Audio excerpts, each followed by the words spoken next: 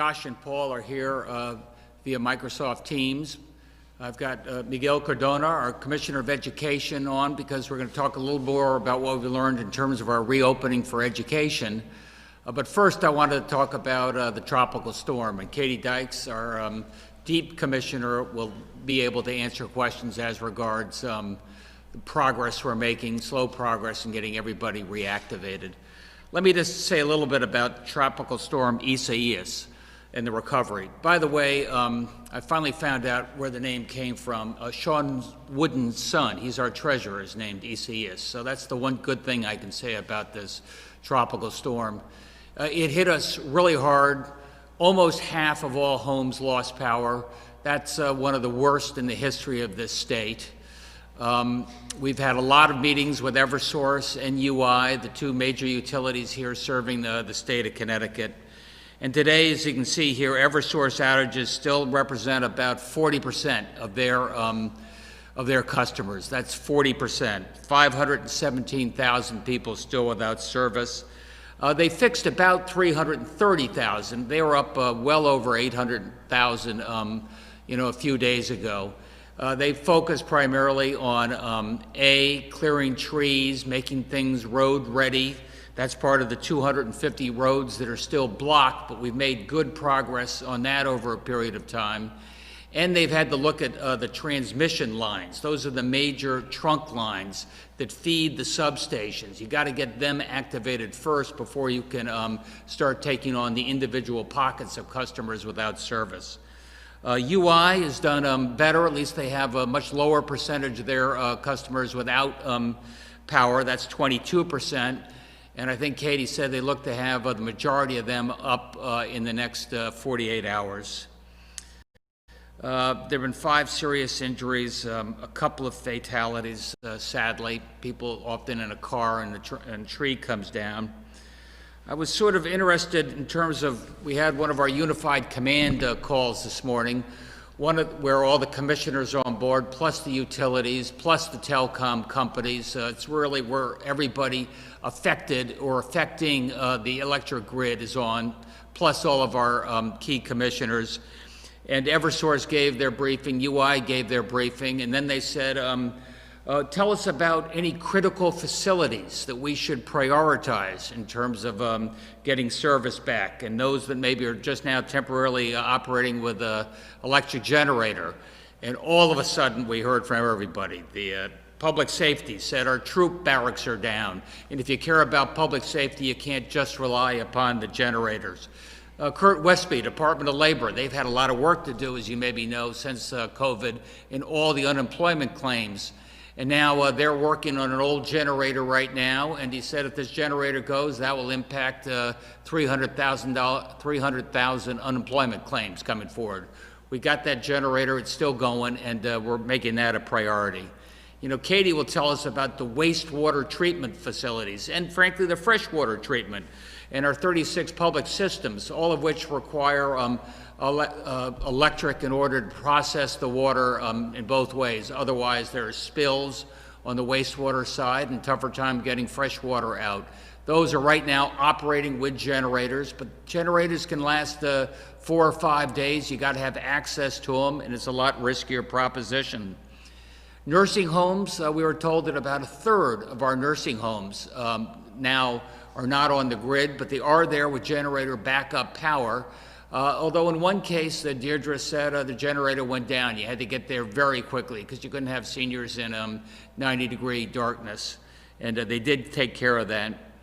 The telecom guys, Frontier, Verizon, AT&T, the folks that make your cell phone work. They said, look, we've got our cell towers. They have battery backup. That's a good thing. But the backhaul necessary sometimes to route that is a little bit of risk right now. You may see some effect on your cell phone service. Again, this was another piece of, quote, critical facilities that we had to really prioritize. And then we finally got to the Department of Agriculture, and I said, I can relax here. But then I found out that there are hundreds of thousands of chickens that cannot be fed without electricity. I thought maybe you could just throw out the grass seed, but I'm living in the past. And these, vast, chickens, they need they need electricity not just for feeding, but for ventilation, or they die. So these are the ideas. This is the scope of what we are prioritizing as we get electric back to each and every one of you. And I got to tell you, in no uncertain terms, we're going to be riding hard to make sure we get this done. I can tell you that Eversource, maybe only had 450 line crews a few days ago. They'll have over 1,100 within the next 24 hours, and I really want to see more progress. I can't have a senior who's living alone with no electricity and no air conditioning waiting day upon day upon day for support. This next slide gives you just an idea of some of the what we're doing. This gives you an idea of, look, the nature of the collapses of the trees on the power wires and the lines that are going down. And we fixed hundreds, but we still, as you saw from the other slide, still have over 250 block roads.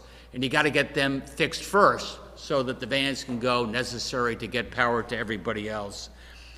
Look, we're going to have plenty of time to figure out what went right and what went wrong and how we could have done better. And PURA, which is the regulatory body of which Katie used to be chairman, is going to be taking a good, hard, investigative look to see, A, all the money that we have spent at the ratepayers' expense over the last 10 years, what that has meant in terms of hardening our critical infrastructure, hardening our electric grid, protecting it, the status monitoring we need, and why we, after 10 years of those investments, we still suffered such a hit with almost half of people losing their power going forward.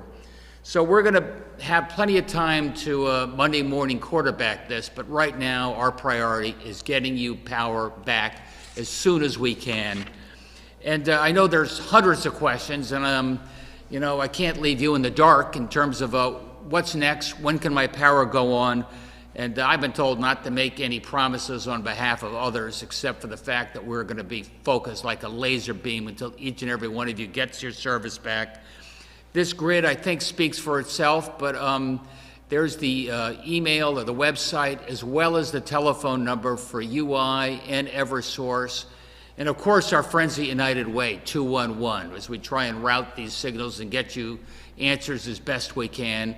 I think it's going to take another day or so before Eversource can give a broader commitment in terms of how and when they get everybody turned on. But we'll have that for you as soon as we possibly can. So that's the first part of our briefing. Now let's get back to our regularly scheduled programming, which is the COVID-19 daily summary. And I consider this pretty good news, now 6 weeks running. No fatalities for 3 days in a row. Hospitalizations up a little bit. We've talked about that before. The positive cases, 20 out of almost 9,000. That's a 0.2% positivity rate. That is by far the best we've been since the start of COVID. And we're trending, not trending in the right direction, but holding the line, and this is a very good number. Of course, I'm paid to worry, and Rhode Island, our neighbor, is there at about 5%, and Massachusetts, our other good neighbor, is there at about 3%. So, and COVID doesn't know these state borders. But that said, Connecticut still has all the metrics in place that allow us to proceed cautiously with the rest of our reopening plan, which gets us to probably what will be the second half of our briefing, Max. This is the safely reopening the schools. And what I really wanted to be able to explain with Miguel's help and Melissa McCall, who's here together, they've been working with all the superintendents. As you know, a few weeks ago, we got the first draft from the superintendents on how they could open schools safely. And we asked them to go forward with a full in-class program, a hybrid program, and a distance learning program in case the metrics changed and we couldn't do this safely.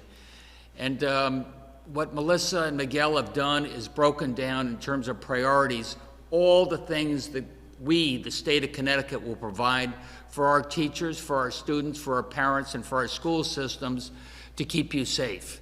And I think you know from our last meeting, as soon as we don't think we can do this safely, we change course. So what we have committed here is $266 million to help our districts safely reopen.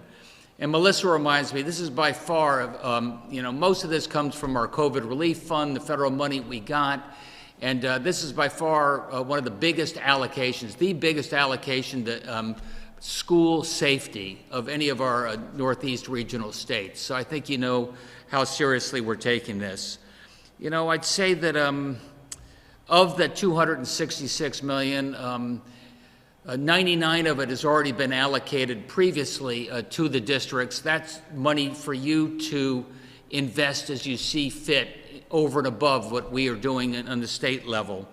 But I would say over 50% is related to PPE and everything you need in terms of a disinfectant and support to make sure that your school is safe, and make sure your teachers are safe, make sure everybody has the mask as needed. That's us, the state of Connecticut, providing that in no uncertain terms. The next biggest piece is related to staffing. And there we've got about $50 million allocated for our school districts. And staffing could be a variety of different things. Staffing could be social and emotional learning to provide support for our kids, most of whom have been really socially isolated for a long time, coming back to a new situation.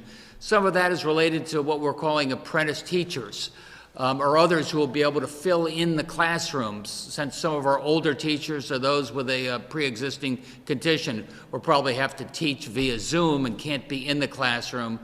Those are the type of priorities that we have over and above the $90 million that's going directly to each and every one of you, the schools, shared amongst you, so you can prioritize other. Smaller is transportation, just because some of the school districts will require some additional bus support, and we have, I think, 3 months of people there to help monitor students on the bus as they go forward. And if you heard before, we've made a big commitment in terms of technology, the Chromebooks, hot zones, Wi-Fi, direct links, to make sure that any of the parents who don't feel comfortable with their kids going back to school, we can take care of you in terms of distance learning. So I think this gives you an idea of the priorities we got, the fact of the teachers in the schools, we got your back. We're putting our money where our mouth is and prioritizing all the ways that you can get back to school safely. So with that, why don't we just open up to questions, which I think would be easiest to do. As I said before, Miguel is here as regards, he's been leading the discussions with all of our superintendents. Katie's been working very closely with our utilities. Melissa, as you know from OPM, has run those numbers with Miguel, can give more context. And Paul and Josh, everybody knows what they do. Back to you, Max. News 8.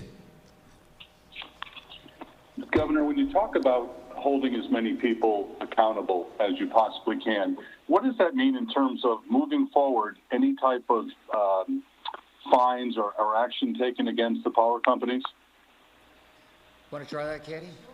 So the governor yesterday called on PURA, the Public Utilities Regulatory Authority, to open an investigation to ensure that as we move forward and past the restoration of power and immediate addressing this emergency, that there will be a full and transparent investigation into the utilities response. One of the items that the governor asked PURA to consider and investigate in that docket is whether civil penalties should be assessed to the utilities based on their performance. And of course, those penalties would come from shareholders and not from ratepayers of the utilities. PURA did respond and open that docket today. And so we will be looking forward to participating in that docket to ensure that the ratepayers of the state get a clear accounting for how their dollars have been spent and the performance from the utilities that we all rely on.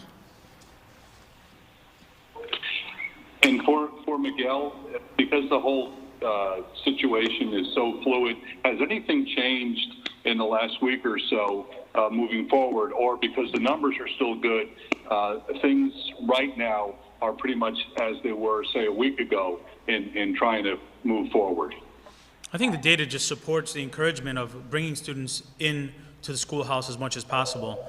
So I think, we're continuing with the message that we know remote learning is not the ideal option for students, and where possible, get the students in to give them that in-school experience. And thankfully the data supports that. I'm really pleased with the data from today, and I think that just supports the work of our districts to get students in person.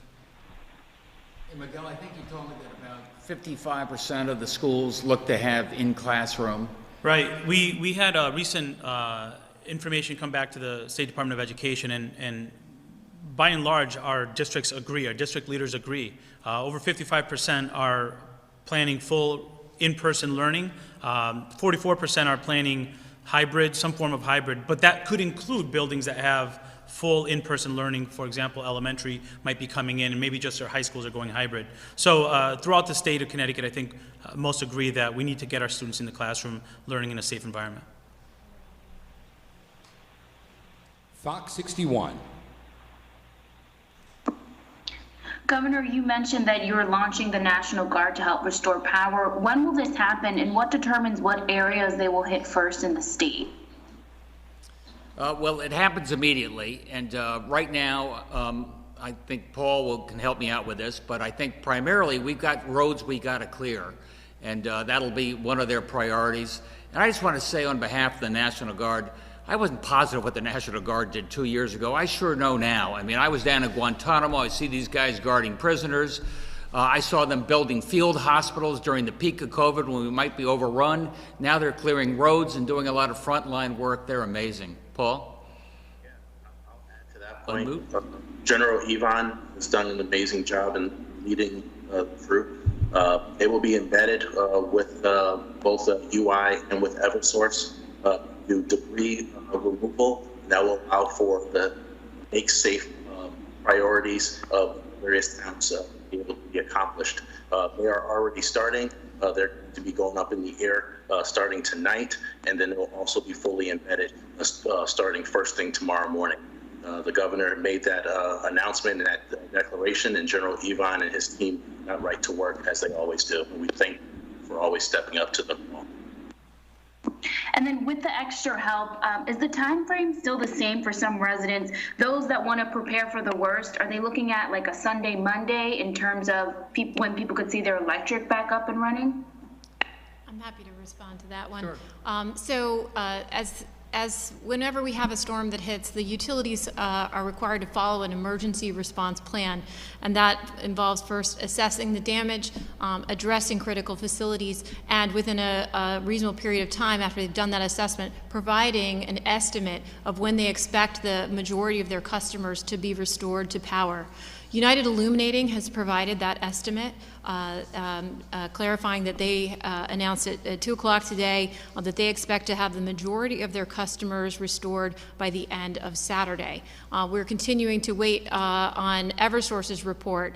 They have indicated to the governor that they will be providing that estimate later today, and once we have that, they will be telling us when they expect the majority of their customers to be restored, but we don't have that estimate at this time. NBC Connecticut.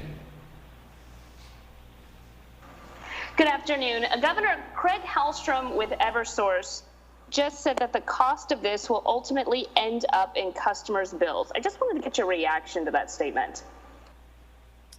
I think that's why we're going to have a Bureau investigation. I think that's why Bureau has put any rate increase on hold for now. So let's leave it at that.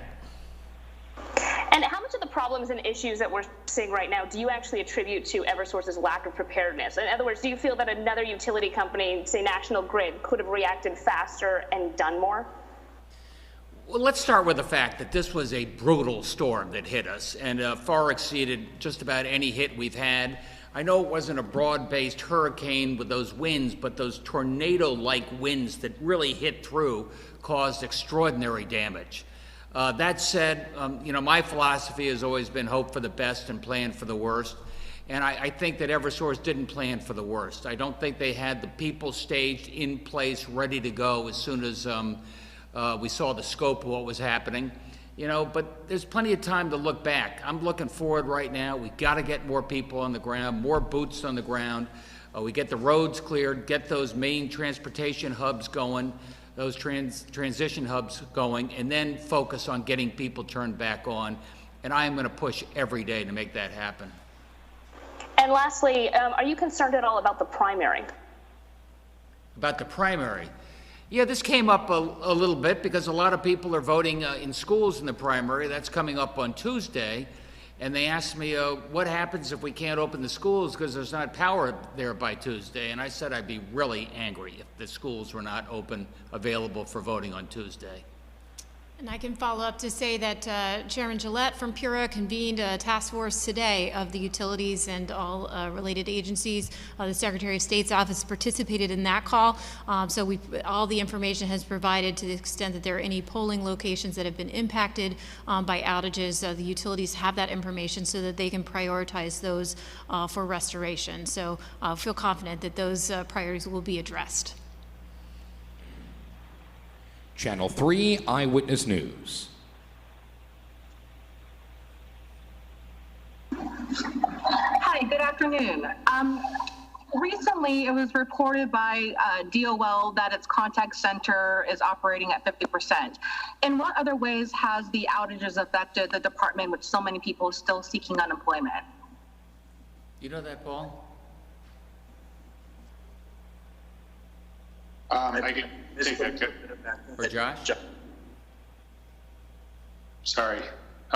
Yeah, that's it so far. So the Department of Labor is running on a backup generator at this point. Their main headquarters is on backup. So we are concerned about that. If that generator were to fail, that would take down their systems and could potentially impact the processing of unemployment compensation this week. But so far, that system is holding up. That particular site is escalated with Eversource, along with a number of other critical facilities that we are trying to prioritize to ensure power is restored. And add to that, we also have other state facilities that are working on backup generating power, including our DOT facilities, as well as some various ESS-related facilities as well. We have, as Josh stated, we have provided those related lists to Eversource and UI based upon where those buildings are located, especially for the needed standpoint that we are still in a public crisis and we still have to respond to that. So we provide those lists to them as well, and we'll continuously follow up with them for restoration. We are getting a little bit of feedback. Shante, if you could mute yourself when you're getting the answer to your question, that would be great. But now go ahead and ask your follow-up. I do apologize for that.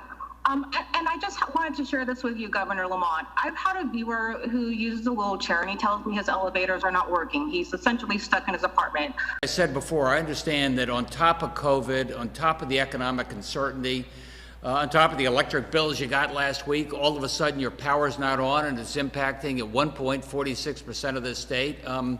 First thing I got to do is make it better for you as fast as we can, and I think we're pushing that.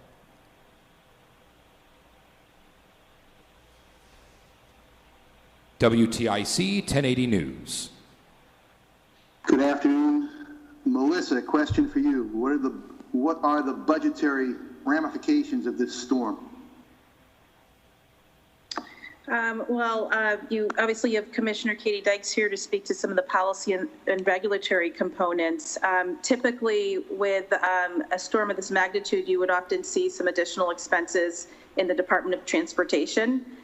So we would expect that perhaps in fiscal year 2021, we might have some additional expenses in the Transportation Fund associated with their responsibilities related to storm coverage. So we'll obviously continue to monitor. It's very early in the fiscal year to have a sense of what those costs might be, but I'm sure we'll be able to sort that out. And for Commissioner Dykes, the governor alluded to this yesterday in Middletown. We've got millions of trees, power lines above ground. Is this just unavoidable, considering the way the grid is set up and the way the power lines are in a heavily wooded state? Is this just what customers should expect? This is an issue that has been looked at for many years, particularly since Connecticut was impacted by those severe storms in 2011 and 2012. Undergrounding power lines is something that people have talked about as a potential solution, but it's extremely expensive to put power lines underground. It also is very hard to then go and repair them if there are any challenges. But there are a lot of different solutions that can help to ensure that when there are outages or storm events that occur, that the time that people are without power is as short as possible. That includes effective tree trimming. It includes investments on the grid itself to be able to automatically have parts of the grid be able to be restored without sending a truck and a crew out to make that restoration. It also includes investments in things like smart meters so that the utility can know right away whether your power is out without having to have you call and report it in. We've seen, that many of these investments have been made over the years in some of these efforts. That's what the governor has called on PURA to look into, to make sure that ratepayers, that those things have been functioning properly and that the leadership of the utilities have been utilizing those tools effectively to make these outages as short as possible. And PURA has also been looking into already additional ways to modernize the grid, again, so that the families and businesses of this state don't have to suffer longer than necessary whenever we have this type of a storm event. CT News Junkie. Thanks, Max.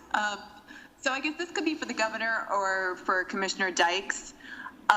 In the PURA docket, it says exactly how these utilities need to prioritize bringing back things online after they go offline.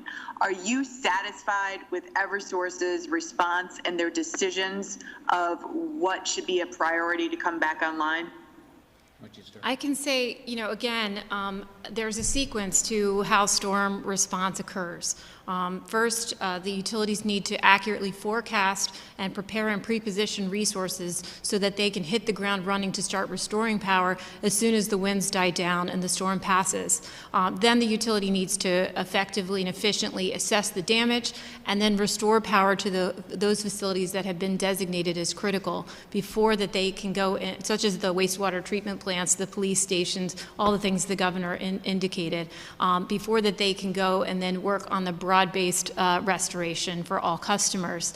The governor visited Eversource yesterday because there's a concern about whether Eversource properly pre-positioned the resources they need to be able to effectively deal with the storm of the magnitude that we've experienced. But right now the focus is on making sure that the restoration can occur, including addressing critical facilities. The time for then assessing how the utility, whether they reconnected those critical facilities in the right priority order, will be after we get past getting people their power back on and have time to assess that as part of the PURA investigation.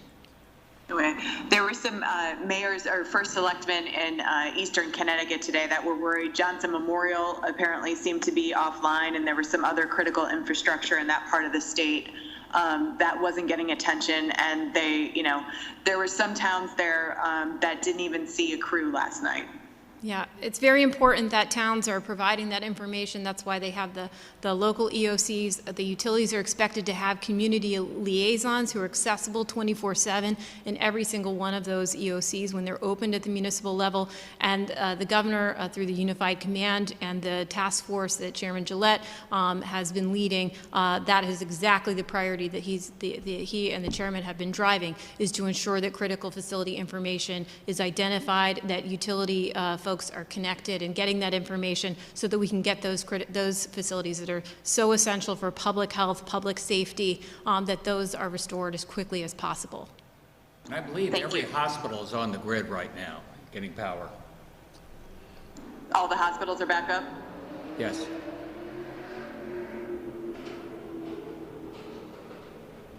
The Waterbury Republican American.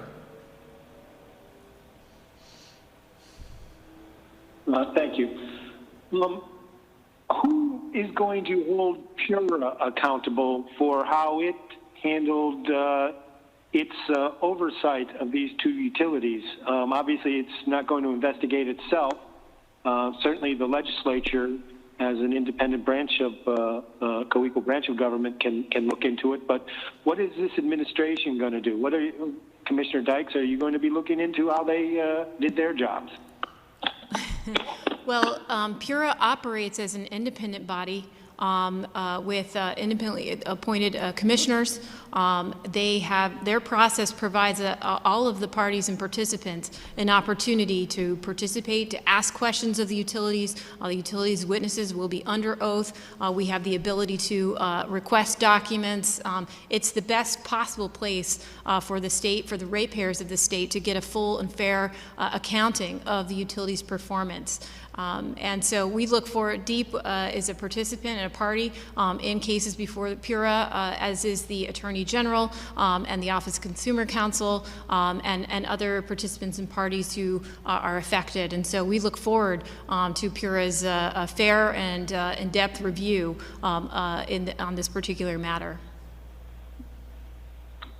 But shouldn't somebody be taking a look at how PURA did its job? If we're going to be examining how these two utilities prepared for the storm and responded to the storm, why wouldn't somebody take a look at what PURA did, even if it is an independent organization? Well, PURA decisions are also appealable to state courts to the extent that parties want to seek review. Also, I know that the legislature, the General Assembly has, in many instances, requested PURA to provide reports or testimony to the legislature to ensure that members of the General Assembly are also informed about PURA's decision making. I would say, Paul, you got a great new chairman of PURA. She's doing extraordinary work. She's taken a good, hard look at the both utilities, seen what's transpired over the last 10 years, make sure that how that money was appropriately invested, taking a look at the rate structure as well. I have a great deal of confidence that PURA is going to do the right thing and hold people accountable. And what's your level of concern about a setback in the state's progress in the COVID-19 outbreak as a result of this storm and its widespread outages and the lengthy restoration time? I don't see that as a big concern. Look, we're bringing in some crews from out of state. You know, every time you bring folks in, maybe, you know, you've got some people who are in shelters. I think most of the mayors have been really good making sure people keep their distance there. I don't think this storm is going to be particularly impactful to what's going on with COVID. As you know, I do worry about the fact that some of our neighboring states see a flare-up. That could cross the border pretty fast. And Josh and I are focused really closely on our colleges because that's going to bring in students from around the country and around the world. So make sure we do that safely. Okay, thank you very much. Hearst, Connecticut Media. Hi, Governor. You mentioned the cell phone or telecom providers earlier, but I was just curious if you've spoken to them. I understand a lot of their infrastructure relies on a lot of power, obviously, and they're using backup power. What is the reality for them, and should people be concerned that they're going to lose cell service if power isn't restored?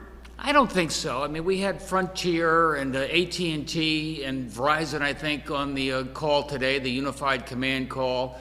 You know, they have standby power at each and every one of these cell towers. It doesn't go forever, so we have to make sure that we have a roadway clear so they can go up and make sure that the standby power is fueled. I mentioned what I heard on the call anyway was some of the backhaul where you take some of that data traffic, you know, back to a substation. That could be impacted by the electric a little bit. So you may see some service degradation, but I think we're going to be in good shape there. And we've heard from a number of municipal leaders. Many of them are saying that they are dissatisfied with the communication from Eversource, or they haven't heard from them at all. Katie, you mentioned the community liaisons. We've heard from a couple who are really satisfied with their communication. What are you hearing? Are you satisfied with Eversource's communication with state agencies and municipal leaders? Well, I can start. I mean, I was at West Hartford today, and we met the town manager, and they have a Eversource liaison, and they're in daily contact. And then we went to another town, and they hadn't seen a truck or anybody from Eversource. So it sounds like it's a little bit hit or miss. I will tell you, when it comes to the mayors, that you know, we're going to be on a call with every single mayor in the state in about 45 minutes, giving an exact update from Eversource and UI, how it impacts their towns and what we're doing about it. I would say a lot of the challenges in terms of not just communication, but we've heard from a lot of municipal leaders saying, where are the trucks? Where are the personnel? Where are the boots on the ground? And that's why the governor's focus has been so much with Eversource about making sure that they have the crews in place, if not at the time of the storm, unfortunately, but now getting those folks here in Connecticut, getting them out working. And as the governor has been driving to ensure accountability and urgency at the leadership level of the utilities, and it's also really important to share that how grateful we are for the men and women who are working in those line crews, clearing trees, who are utility personnel who are out there away from their families and helping to get power turned back on. Thank you. The Connecticut Mirror.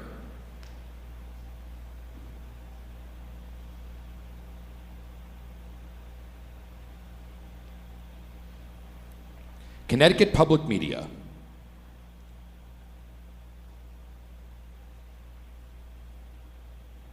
The Associated Press.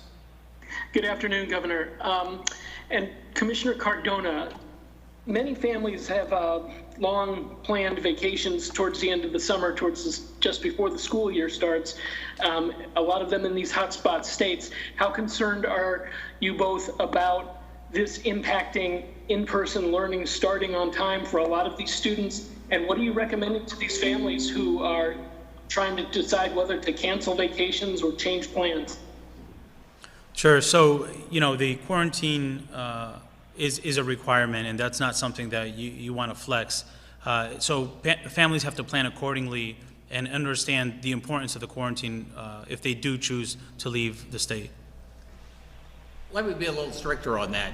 Don't go to South Florida, don't go to Phoenix, Arizona, and skip El Paso, Texas. And I'd stay away from Southern California for a while too. I mean, I would stay close to home. I think there's some amazing places you can visit here and to do it a lot safer. And Commissioner, what can you tell parents about starting online and then going back to school to ensure that people just don't not tell the teachers that they've been away, and make sure that this doesn't happen?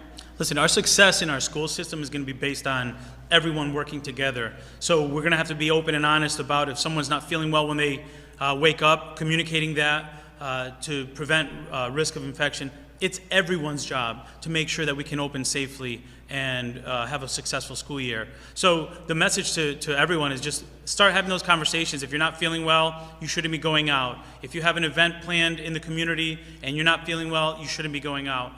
These are all strategies that everyone should be taking. In particular, when we're thinking about bringing students into school, it's going to be critically important, not only for students, but for our staff.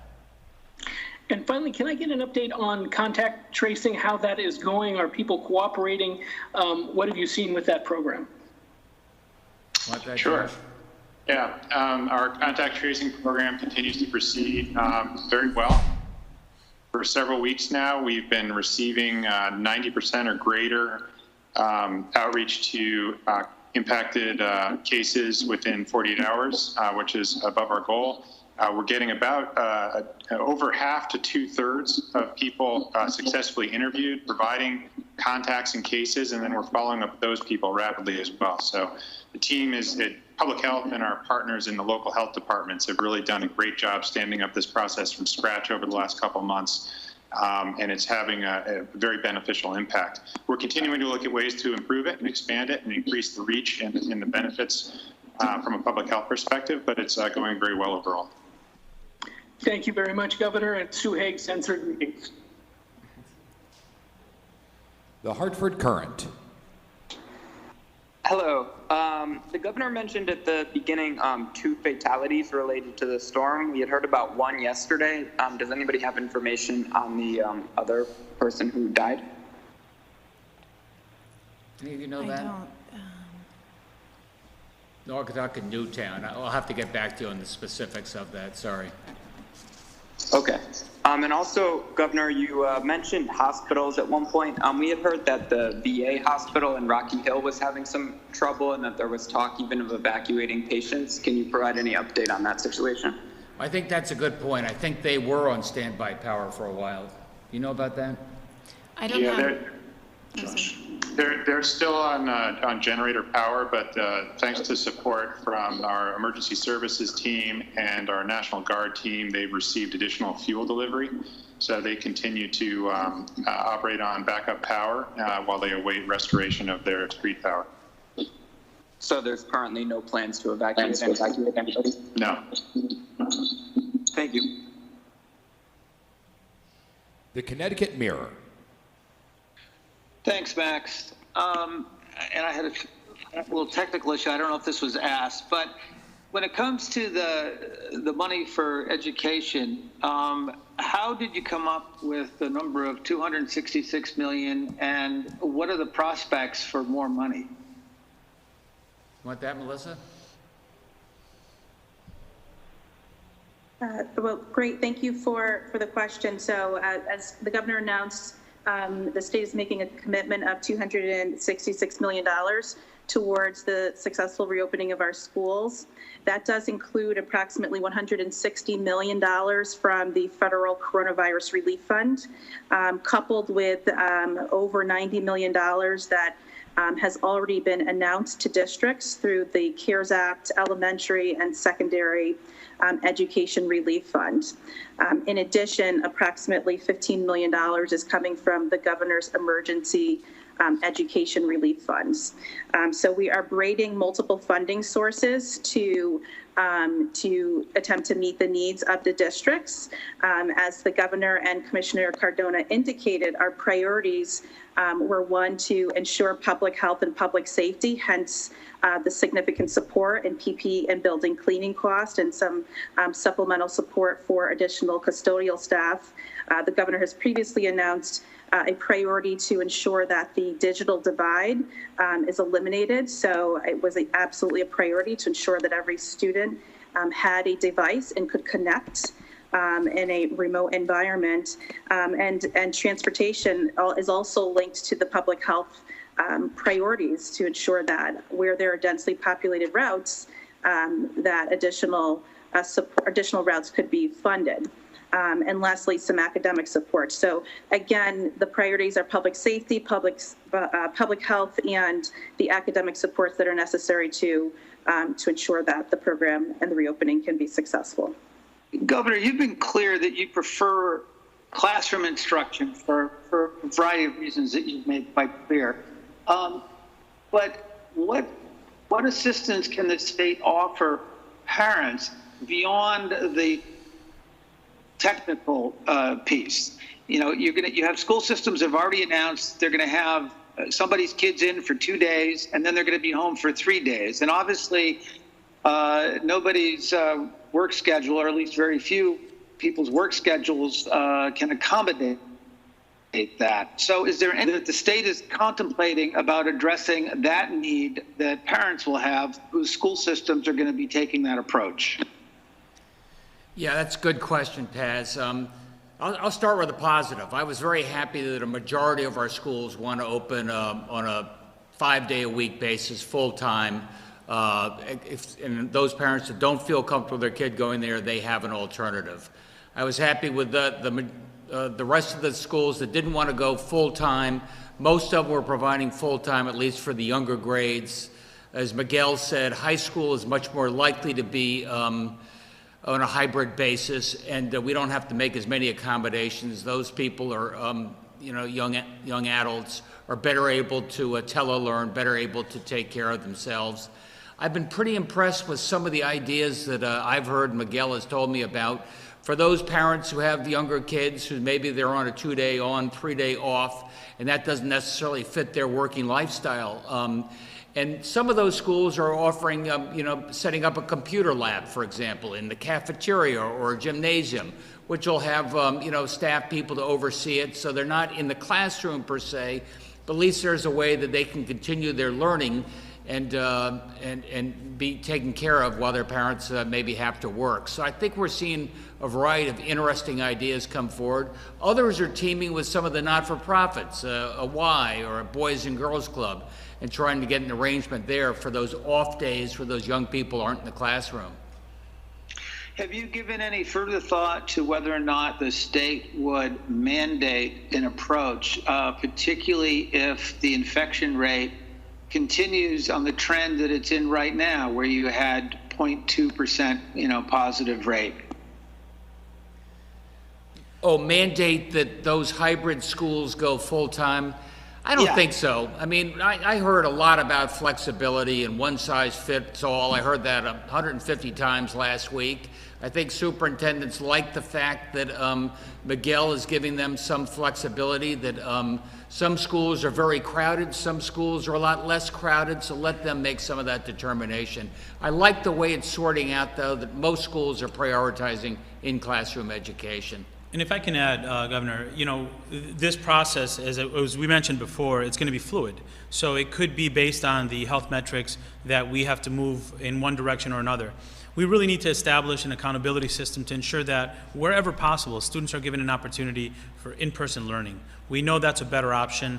We support when decisions have to be made to ramp down to promote health and safety, but we also want to make sure if this is here for the long haul, that we're doing our very best to improve the conditions to allow for more students to take advantage of in-person learning. Thank you. Hey, Governor, I just want to jump in from a previous question. We just received the information back from our Emergency Operations Center. The fatalities that occurred was a tree versus car accident in Naugatuck and a chainsaw accident that occurred in Newtown. We send our thoughts to the families and friends of those individuals. Thank you, Paul. Look, we didn't really need this tropical storm and almost half the people losing their power, given everything that's going on this year to date. But I just want to follow up on what Katie said. I mean, we've got folks in this state working 18 hours a day, climbing poles, people coming in from out of state, living in their dormitory, far away from their families, climbing a pole, sometimes wearing a mask, taking care of what we got to do. I mentioned our Connecticut Guard. My God, they thought they might get a short break. It wasn't much of a short break. So let's stick together. We're going to get through this just like we're getting through COVID. Thanks, everybody.